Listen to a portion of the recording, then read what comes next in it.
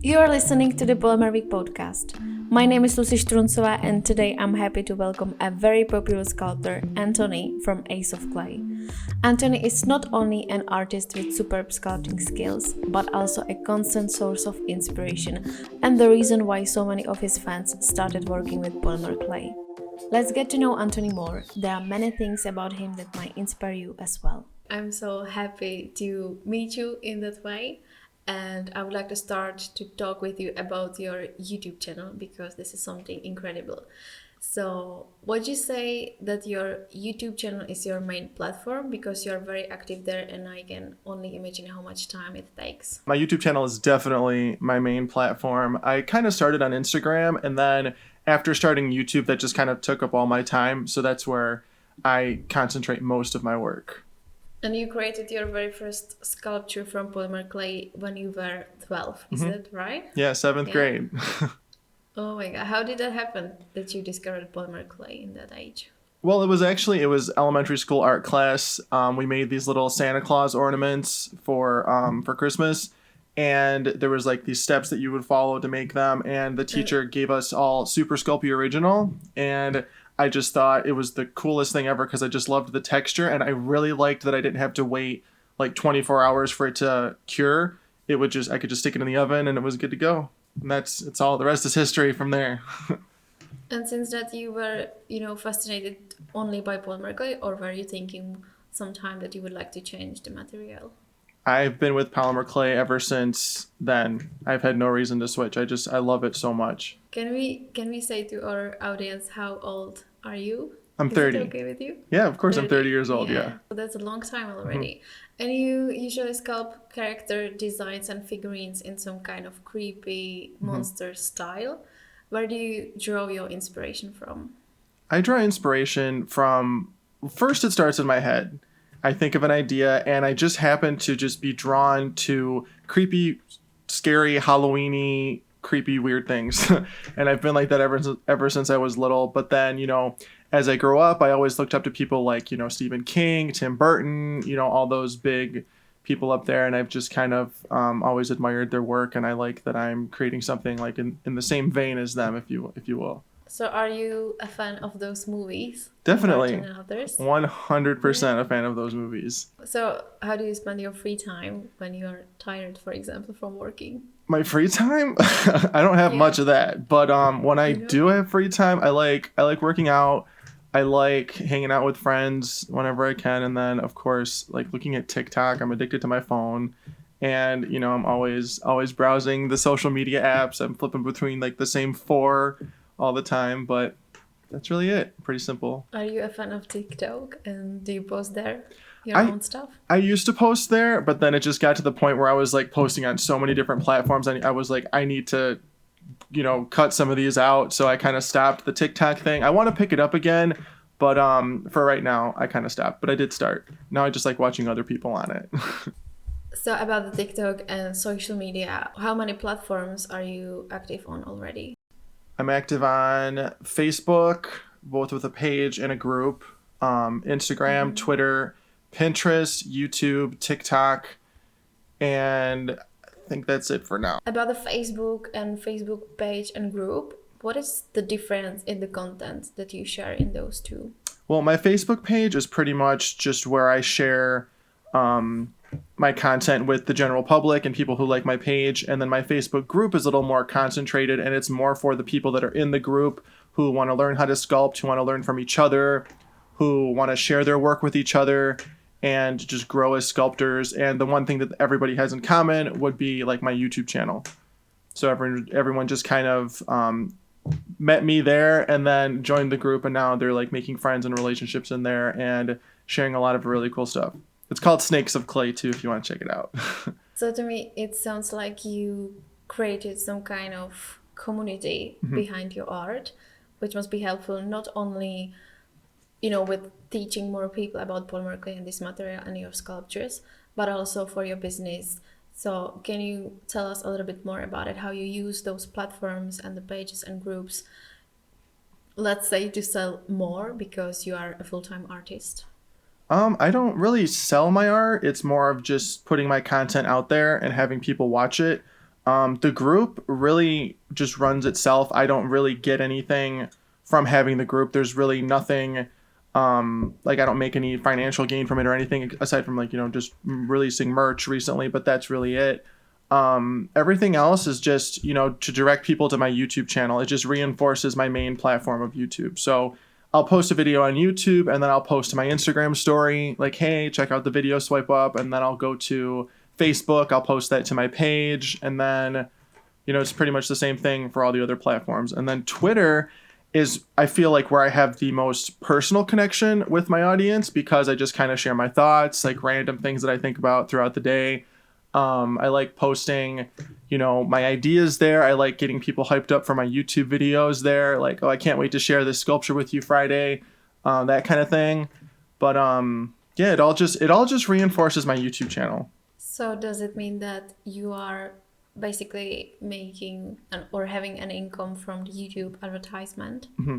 Yeah, YouTube is my main source of income, yeah. I'm not sure how our audience is informed about the YouTube and advertisements and the possibility of making an income there, but you must have a lot of views to be able to make an income that is kind of good for a full time. In which time did you realize that there is this possibility to get paid for making those videos that your followers and subscribers can watch for free?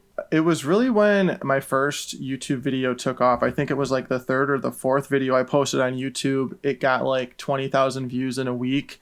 And from there, I grew really, really fast. And I was like, wow, this can really be a thing, And then the ad revenue started to add up and I was like, maybe I don't have to have an Etsy shop anymore. Or I don't have to make custom orders. Maybe I can just entertain people with this, sort of TV show, YouTube show that they can watch and learn from. And then that's kind of where it all came from. So you probably got more freedom with that, right? Because Definitely. If you are talking about the Etsy store, you were selling your pieces and sculptures for your audience or your fans. Were you working on custom designs, or maybe you already created a few and then placed them on the store? I did both. I accepted custom orders through my website where people would be like, oh, can you sculpt me and my dog? Can you sculpt my girlfriend? Can you sculpt this wedding cake topper for me? And I would do those kind of orders. And then on Etsy, it would be stuff that I would make one time and then I would just make it to order. So if somebody, for example, I would make light switch plates, and I would make one, take a picture of it, post it as a listing, and then every time somebody ordered one, I would just make it for them and ship it out in whatever configuration they wanted. And did you enjoy those custom orders, or was it too stressful for you?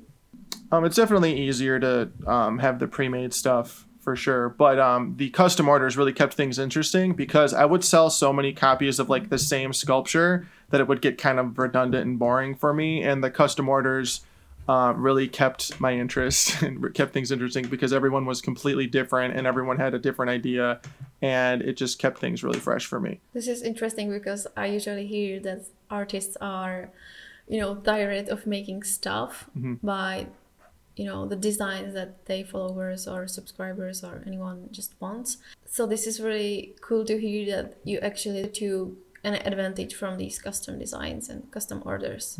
Like you got inspiration from those people who ordered that. Exactly. In your opinion, what are the main advantages of polymer clay over other materials? To be completely honest with you, I haven't really used anything but polymer clay since I got started. I just recently tried like an epoxy clay that I liked. It was pretty cool, but I mean, I could never see myself permanently switching to that. But polymer clay, I just think it's extremely versatile. It lasts virtually forever, and it's just, if you use it correctly, if you create your armature properly, if you bake it right, you should have no problems with it. And I just love it, and I love that you don't have to wait for it to dry or cure. And do you combine different materials with the polymer clay, or for example for the armature? Yeah, for the armature, I would use like metal wire, aluminum foil, and then even other types of polymer clay to create the underlying structure of the piece, and then put the polymer clay on top of that. And how does the process of making your sculptures look? How does it look? It's pretty. Yeah. It's pretty much the same for every single one that I make, especially since I mostly do like humanoid figurines. It's just, if they need extra support, I'll put them onto a wooden base, and then I'll attach the armature wire to the base, and then I will bulk out like the larger areas, like the torso and maybe the thighs, with aluminum foil, or it's called Super Sculpey Ultralight. It's a lighter weight clay that you can add to your pieces in larger thicknesses so that it won't crack or anything. So I'll put that on. And then after all that's done, the skeleton of the piece is complete. I bake that if needed. And then when it's baked and cooled down, I start adding the polymer clay and the details. Do you have an idea how many sculptures you have already created? In total, like including custom orders and everything, over probably definitely over 1,000. That's for sure. Because I almost hit 1,000 sales on Etsy when I closed my shop. And then I make like 55 sculptures a year from YouTube. So I would say maybe like 1,500. A lot. And you are still not tired by making like sculptures? I love every second of it. New ideas? I love it. I absolutely love every second of it. And do you have some kind of sketchbook or something where you keep your ideas? It's all here in my head. It's all there? Yeah, for the most part, yeah. And if I really need to sketch something out, I'll do something like really rough just to make myself feel better before I start the sculpture. But that's very rare that I do that. Everything is usually just in my head, and I don't know what the thing is going to look like when I start it. And I love that because it gives me a greater sense of satisfaction when it's done, because I'm like surprising myself and whoever else I show it to. So I don't know if that's weird or not, but I like it that way. And you work under your own brand called Ace of Clay. And I realized that you usually don't use or reveal your surname. So why is that? Oh, just for privacy. I don't want people looking me up or anything. Not like I have anything to hide, but it's just a privacy thing. Did something kind of crazy already happen to you with so many followers on your YouTube channel and social media? Not really. I mean, I've had people pretend to be brands and try to get like my address from me and stuff like that, which that was pretty sketchy. But now I'm extra cautious when people reach out. But it's true that having some kind of brand to work under, like you have just your name, it must be a little bit easier because you still have some kind of your identity, and I believe that you share just only artistic stuff in your life. I don't know about your group with your followers on Facebook. How do you think about the content that you would like to share?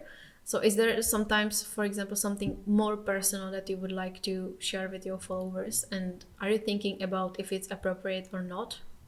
I've definitely thought about this. It's definitely been a journey to get to this point. Not that I'm like at the highest point ever or anything, but like there's been some things that have happened that have all added up to where I'm at today. And I've thought about, sharing that, but I'll wait till the timing's right. I don't think it's right now. I think people follow me for my art, not for, other stuff. So I just like to keep it on that. What are you doing with those finished sculptures that you create for YouTube tutorials?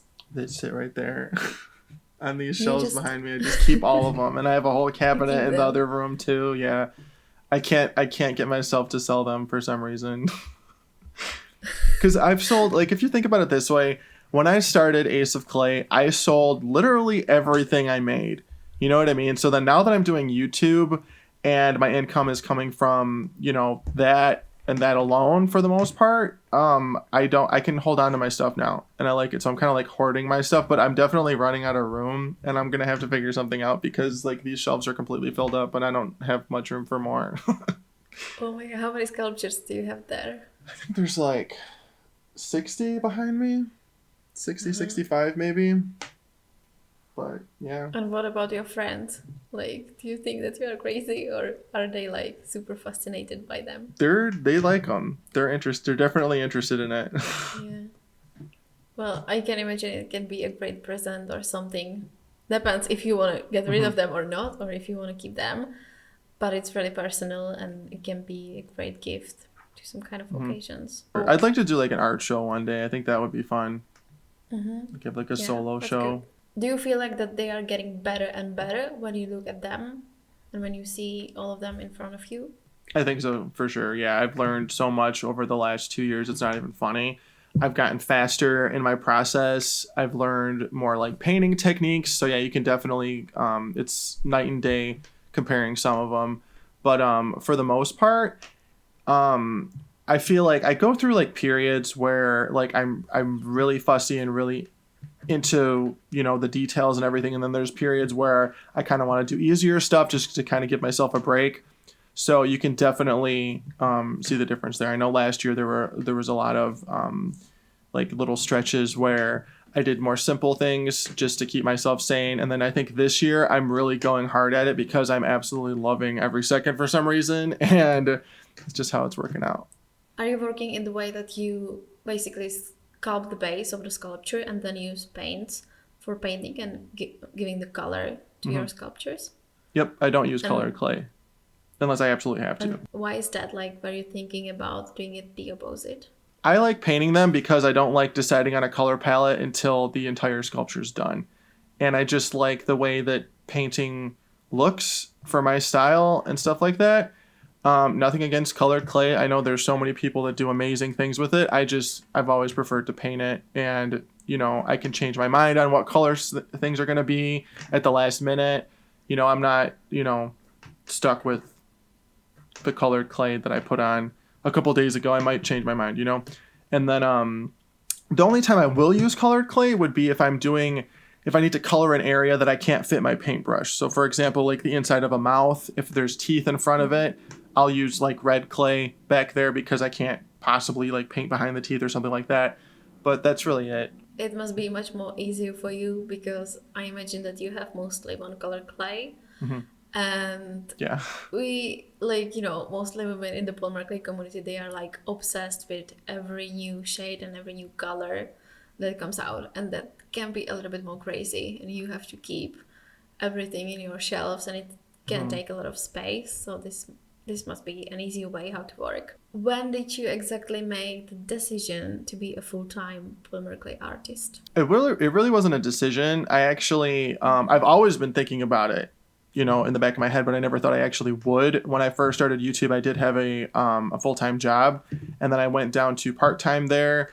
And then because of the pandemic, I lost that job in graphic design because it was in the events industry and nobody was throwing events. And then from there, it kind of just like forced me to do YouTube full time. And honestly, it was kind of like a blessing in disguise because it made that transition a lot easier because I kind of didn't have a choice, So it's been like that, and I've never looked back, and I never will. And how did your audience grow during that time when you started focusing on that full time? It stayed pretty steady for the most part. I definitely had more time to dedicate to my YouTube channel and like brainstorm, come up with ideas and stuff like that, and like run my social media pages. So I mean that definitely made a difference, and it took a lot of stress out because I was working from home for the most part with them, and it was always just like in the back of my head, like I had to finish this work first and then do the YouTube stuff, and it was just just another thing to worry about. And then after that, that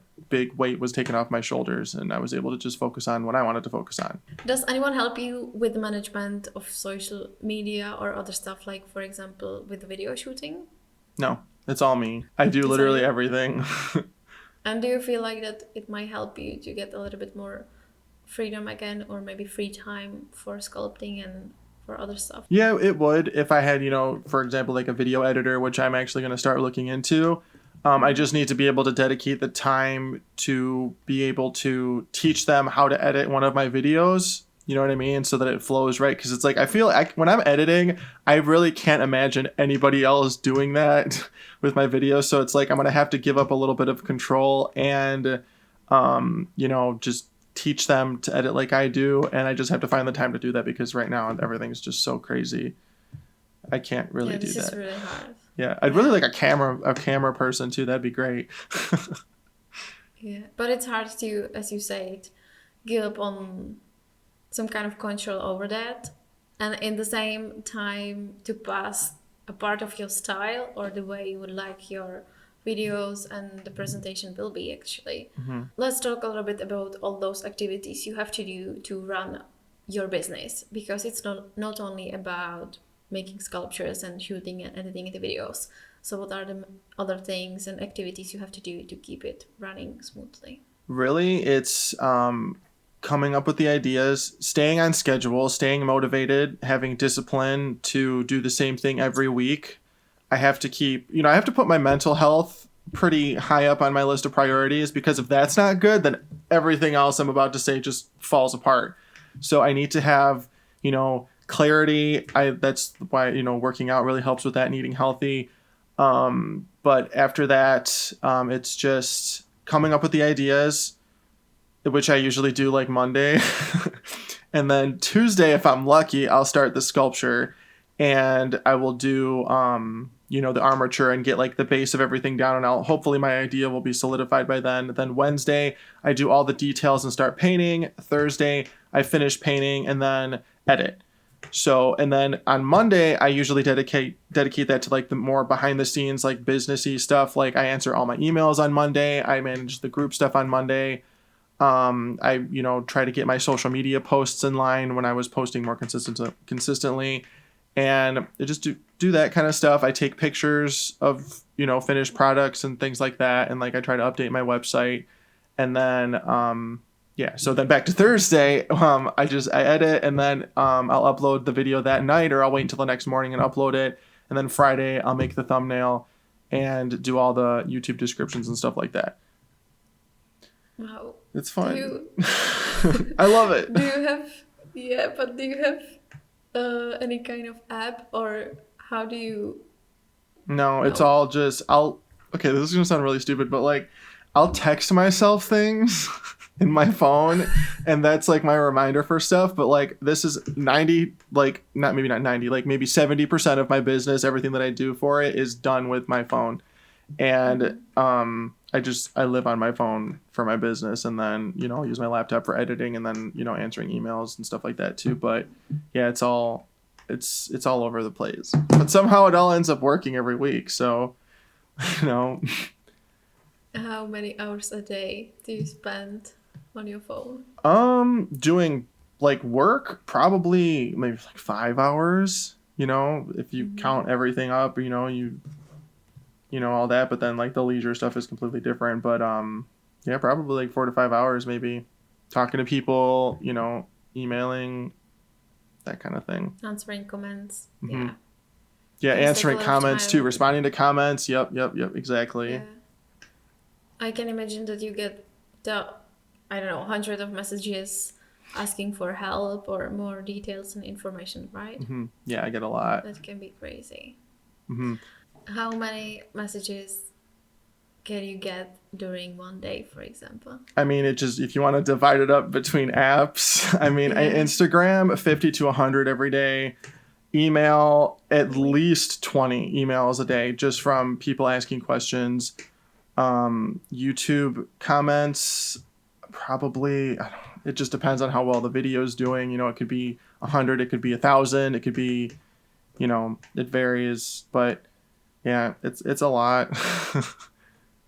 Oh my God. Are you answering to everything or not? I can't answer every single one of them. I just not enough time in the day to, but I try my absolute best. This is crazy. Mm-hmm. You probably turn off your notifications, right? Mm-hmm. Yeah, and for the apps, I don't have notifications on, no. Do you have any idea how many pieces of content you post a week, let's say? Right now, it's really I'm just posting my YouTube videos. So I would just say like one piece of content to every platform, whether it's an Instagram story or a Facebook post.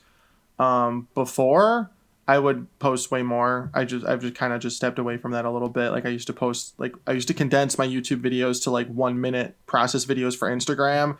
And then once they screwed up the algorithm for that and I wasn't getting any views on them, I stopped doing that. And I was like, it's not worth my time then. And then, but that was like maybe like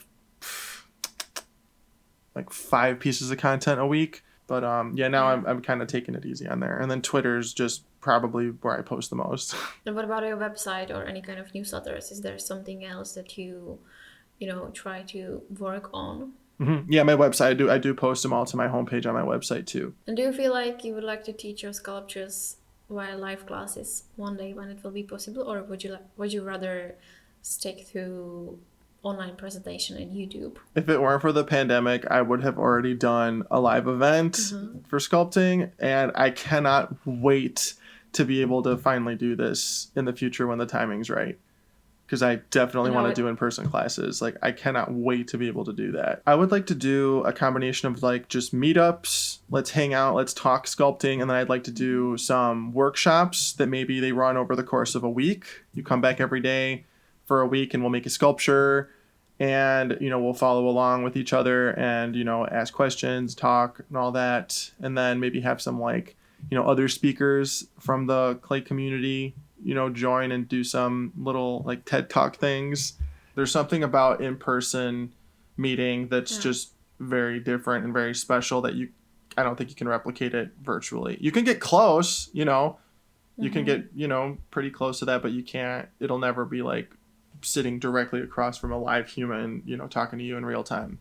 Are you thinking about other materials like resin, for example? Because I saw many artists and sculptors or sculptors who were already making castings and doing resin copies of their work. Do you think that it's good because you basically create more copies of one piece? There will be probably one original piece that you can keep, you can sell the others.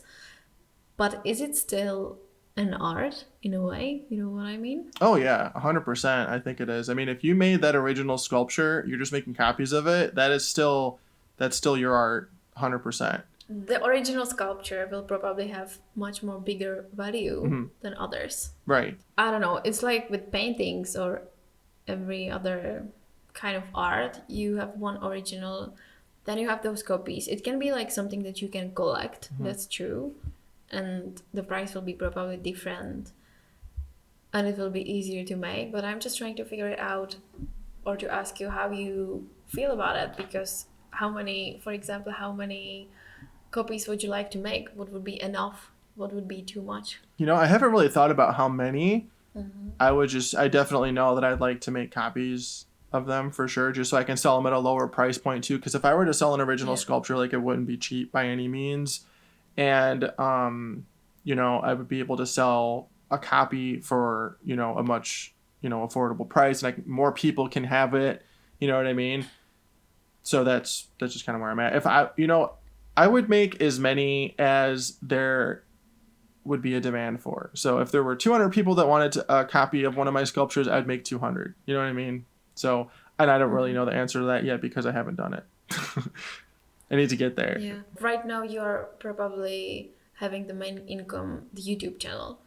But were you thinking about other possibilities? Like, is there something else you would like to do to keep it stable in a way or keep it growing? Because in YouTube, it's a little bit unpredictable. You never know what will happen. They can, for example, delete your videos, the platform will be changed, anything. So are you thinking about the future in some way to keep it safe, let's say? Yeah, for sure. Definitely have explored other avenues for my art and whatnot, like whether it's writing a book or something like that, or like some tutorial book to follow along with, or, like we just talked about, resin copies, which is, I will do that before I die if it kills me, I swear. That's definitely on my bucket list. But like, releasing sculpting tools, that's in the back of my head, partnering with different brands, just kind of that kind of stuff that I definitely want to explore further. Do you have some partnership already with some brand? Right now, aside from sponsorships and, good relationships, I don't have anything like contractual as of right now. We were talking about this topic in the first episode of the podcast with Ginger. Where are those boundaries for you to actually be sponsored by someone and to promote their materials? Or, for example, to work with some brand and get the material for free in a way of some kind of partnership? I have to like the product, of course. I have to use the product personally or really believe in it. And that's really it. It has to be relevant to my, business for the most part. Like if like I have sponsors email me all the time that are just completely irrelevant that I turn down because like, yeah, it's a quick cash grab. I can make a couple bucks from the sponsorship, but do I think my audience wants to buy a fanny pack? No. So I'm not going to advertise that. You know what I mean? So it's got to be relevant to me. Yeah. I got to believe in the product and it's got to be a good product. You know, I really like about you how you are devoted to the polymer clay because it feels like that this is really the material that you would like to go in the future. And as you said, writing a book might be an option, having own tools, some kind of partnerships with that. Were you thinking about the Patreon or other kind of possibilities like that? No, for me, I don't want people to pay for my behind the scenes stuff. I don't like that. That's just how I work. I have nothing against anyone else that, wants to do that, but it's just not for me. You have to probably give percent to them by being able to sell your videos or behind the scenes or anything there. I mean, at this day and age, unless you're like meeting them in a parking lot and exchanging cash for whatever you're selling, like you're giving your money to another service. Everyone takes a cut of something. Like YouTube takes like 50% or 45% of all your ad revenue. You sell something on Shopify, they get a cut or something, or you're paying for the service. You know what I mean? So PayPal takes a cut. Everything takes a cut. It's the nature of how things work nowadays, which is fine. And I think, for example, on Etsy takes a percentage from every sale, but it's like, I wouldn't have gotten that sale if it weren't for Etsy. You know what I mean? So I have no problem with that at all. Mm-hmm. They deserve the money because they got me the sale. In the beginning of your, let's say, online appearing, you were using Etsy and other platforms to actually be seen. Right now, when you created such a wide audience around you, do you feel like that it's maybe a time to work with your audience closely as you do on your Facebook groups or maybe on your website and slowly leaving those platforms that were good for you at the start, but right now maybe it would be easier for you to go on your own only? Yeah, I mean, it just depends on what platform it is. You know what I mean? Like I post more lately to Instagram now because everything's, pretty much on YouTube, and that's like my main thing. And then, Twitter, interacting with people there. But I mean, it just depends. I tend to stick with the platforms that will benefit me the most. You know what I mean? So if one platform isn't going to benefit me that much, then I'll stop using it. What about a TikTok? TikTok, I think, is great for exposure for sure. And, getting that virality, around your content. I think that's amazing. My first video I posted on TikTok got like 3 million views overnight, which was amazing. Oh my God. And yeah, and then, it just got, repetitive, and then I just got sick of posting too.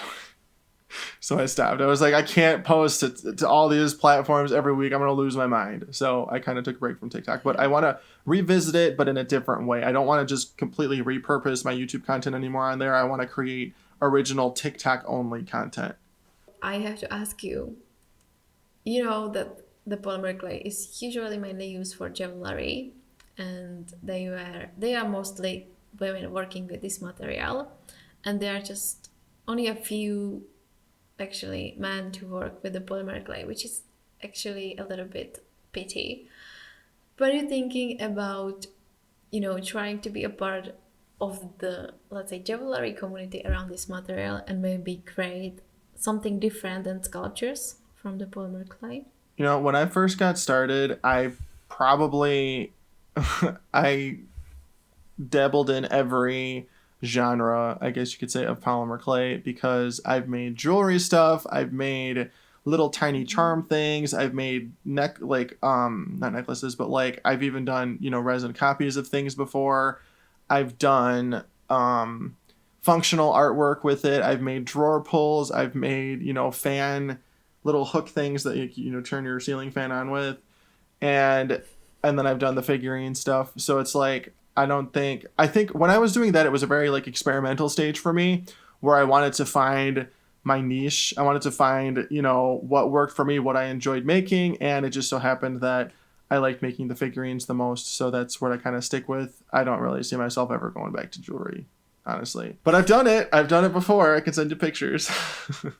Yeah, it's good that you try it all. Yeah, I have tried Because it all. it fascinates me how you develop your own style. I'm not saying that you have to go to some kind of jewelry technique and use them for the sculptures. I'm just asking if you're thinking about it or if you are aware about all those options that you are not using in your own stuff. You know what I mean? Because, for example, many sculptors are. We talked with Stephanie Gilgast last time, and she was like, I was using polymer clay, and then I switched to epoxy, and then I switched to another clay. And then she realized that it's just the material that you can change, and it's not mainly about the polymer clay. So you can basically do the same, and you can use other materials. And the question is where the advantages of the polymer clay are after that.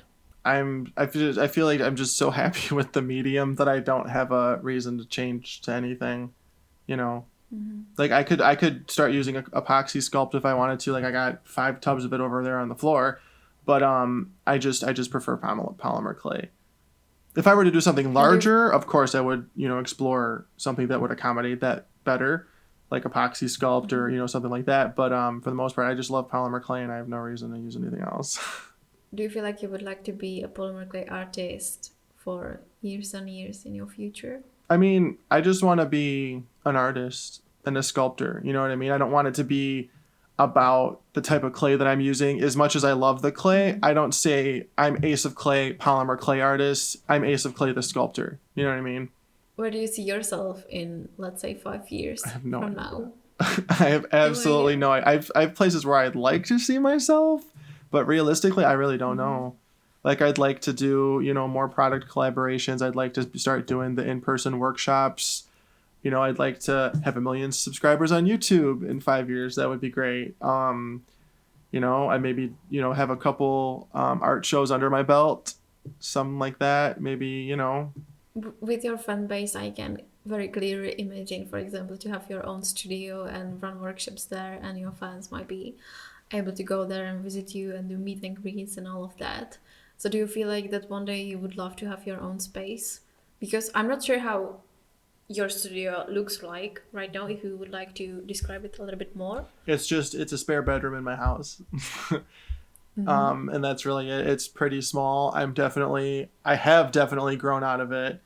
But I mean, moving forward, I would love to have like a big, loft or warehouse or something where I could, put all my stuff and really like spread out and do bigger projects and then maybe even employ a couple people. Honestly, yeah, if I could have people do the, regular day-to-day stuff and like answer emails for me and, edit my videos, film my videos, upload the footage, all that.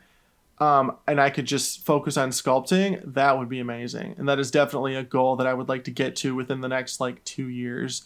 Because if I could just focus on making a sculpture every week and that was it, I could do some pretty cool stuff. I could do that now, but then that would just require me to upload less, which I really don't like doing, because people are counting on me to have a video every week and that motivates me and I'm excited to give them something every week.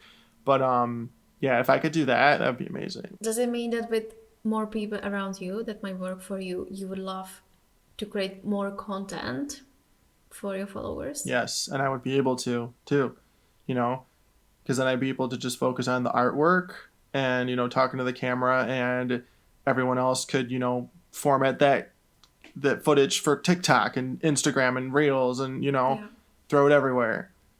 And I could just focus on creating really cool art. The question is if you would be able to pass your unique style to them. The only style that I'm dead set on is my sculptures and my artwork, but I'm not dead set on my editing style or anything like that. Like that's all pretty secondary to me, and I am totally open to like an editor that has their own creative style. As long as it stays consistent and I like it, I'm cool with that. Like when I commission graphic designers to do like t-shirt designs and stuff, I want them to use their creativity. I don't want to just tell them what to do. You know what I mean? Like you're the artist, use your brain to come up with something that you think that would fit my brand and my audience would purchase. You know what I mean? Like I love that. I'm so fascinated by artists' brains, and I love letting people run with things. Yeah, it's true that when you meet in the middle, like both of you get some kind of ideas and inspiration, you get together and create something that fits to your visual identity and the style you are presenting yourself. but also it brings something new from the person who created that. Right. That's to me the best way how to cooperate with someone else. I love that. Yeah, that's my favorite part of cooperating with other artists in these ways too. And that's one thing that I would really like, is just to have somebody to talk to all the time about my ideas and just be able to bounce, you know, different sculpture ideas off of them. Like I kind of do that now with like my mom and my brother. But I mean, to have somebody that was really into it and dedicated like I am, like that would be cool. You know, and I feel like, you know, a team member maybe down the road would be able to do that. When you mentioned your mom and brother, what about your family? Are they, you know, proud of you about what you have achieved? Mm-hmm. Yeah, they are. I think my mom's like my biggest fan. She hasn't missed a video, and she's always really into everything that I do. They are not surprised because I've always had this sort of like business mindset even when I was little, you know, like I was constantly like selling stuff to my grandparents, you know what I mean? I was making little magazines and stuff like that, and I always wanted to own some kind of business or be in charge of something, you know, and it's just kind of started from that and then evolved into, you know, this YouTube channel. And they're not really surprised because of that. And are they, you know, fascinated by the things you are doing, and are you able to talk with them about the details? For example, when you get an idea, and you know, in my family it works like that, but they already, I guess they got tired by talking about the same stuff all the time, and I always see something different there, but they don't. You know, So this is a little bit hard to talk with no, them if about. you need to talk to somebody, just talk to me. I'm more than happy to talk polymer clay with you whenever you want. But yeah, they definitely get sick of it too, trust me. Because it does get repetitive and stuff like that. It's like, oh, another video, another this, you know. The same is with my mom. Like she, for example, she likes every post on social media. She knows what's going on, but I'm always like, for example, when we are working on a magazine, I'm able to show it to her 100 times, and she doesn't see the difference that I do. Yeah. So I'm just trying to get the feedback if it was good, if it's good right now, or if it was better before, and just like tired of everything. So right now we got into the way that she wants to wait until the magazine is finished, and then she is able to have a look at that and enjoy it, because otherwise she doesn't enjoy it when I, you know, show it to her 100 times before it's printed. What about the merchandise? You talk about working with other artists and doing some kind of products. I'd always like to have a line of merchandise out, like t-shirts and stuff like that. And I have graphic designers that I work with pretty regularly that I like. They're super talented. I'm not sure. Are you selling some kind of merchandise right now or not? Yeah, I have a Teespring shop connected to my YouTube channel, and then I have exclusive merch for my Facebook group members. Is this something that you plan to do, or maybe with those questions about, you know, having or owning your sculptures and artwork, you became aware that there is this possibility of selling the merchandise? I like the idea of selling the merchandise for sure, because like you said, it gives you a closer connection to your followers, and they like it, you know. It's usually just like inside joke stuff that like only people that watch your channel would understand. Like nobody knows what a snake of clay is, you know what I mean? But if you watch my YouTube channel, you know exactly what it is. So I put that on a t-shirt, they get a kick out of it. I like it, and it's nice. It's a nice like relationship builder. It's like giving everyone that buys a t-shirt, it's like giving every one of them a hug. Has somebody ever recognized you on the street or somewhere? One time I got recognized. I was at the pet store buying dog food, and the cashier recognized me, and she's like, "Are you Ace of Clay?" And I was like, I froze, and I was like, "Yeah." I didn't know what to say. It caught me off guard, but that was the only time so far. And then at VidCon, had a couple people recognize me, but that was when I was like significantly like smaller. But the pet store thing was the best. That was so cool. Can you imagine, for example, walking the street and being famous and having people around taking photos of you and things like that? It makes, I mean, that one instance just made everything so real. You know what I mean? Because Ace of Clay passed from the computer screen to like a real life situation. You know what I mean? With a stranger that I've never met before in my life. You know, so that was really cool. I don't know if I'd ever want to get to the point where like people are taking pictures of me, but if it ever does happen, I mean, you know, it comes with the gig. Like, do you feel like that most of your audience are sculptors, or are they just inspired by what you do and they are happy to watch that in their free time? I actually did a poll once asking people, and it's pretty 50-50. I get people that sculpt. I get people that have never sculpted before that have started sculpting because of my channel. I get people that have sculpted all the time before that just, you know, enjoy watching my channel, and I get people that don't sculpt at all and just like watching it because it's entertaining. Well, I can imagine you, when the pandemic will be over, that you are gonna, you know, fly there. I'm gonna go hard. I'm gonna get this going, and I'll be at your Polymer Week event if you have one. We will be super lucky and happy to have you a part of another Polymer Week event, and I hope that we will be able to meet face to face one day. Yes, for sure. For sure. Yeah. Thank you so much for being here today in the For the Wall podcast and interview. Can you say to our listeners where they should follow you and where they might find you? Well, they can find me on YouTube. Just search Ace of Clay. Yeah. I'm on Instagram, Facebook, and Twitter at Ace of Clay. I'm on TikTok as at Ace of Clay Official. And that's it. And then my Facebook group, Snakes of Clay. Thank you so much for being here today. Thank you so much for having me, Lucy. I really appreciate it.